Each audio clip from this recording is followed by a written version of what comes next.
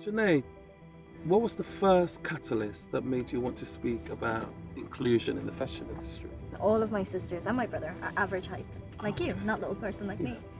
And it was when I began to realize that despite having the most interest in fashion and probably more money than my sisters because I was older, I couldn't buy what they did. I felt like fashion and clothes were so intrinsic to who we are as people.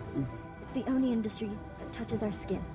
And yet, due to something that I didn't control, my disability, I couldn't participate in the same way as everybody else.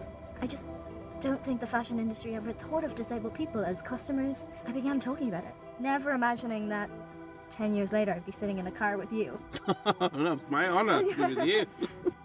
To me, you're a force for change. You've tirelessly campaigned for inclusivity. What's the most memorable achievement since you started campaigning? I got to work with the National Museums of Scotland to create the first little person mannequin. I got my body cast, which is a terrifying process. Tell me about it. I went and I got my legs cast first, and that took 4 hours.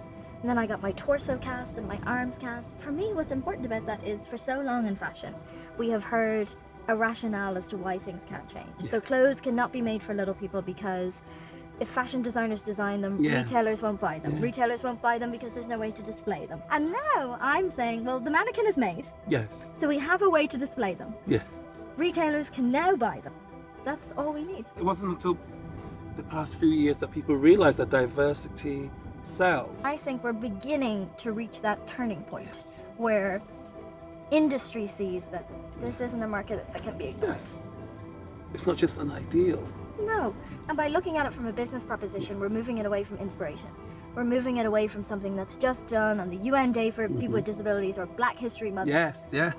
Because we exist outside of February and outside of 3rd of December. I don't just show up on that day like, hi, I'm here.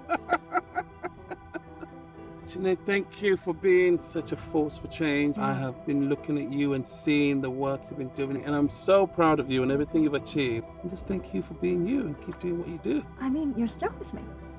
Good. Thanks for dropping me home. See you soon. See you soon.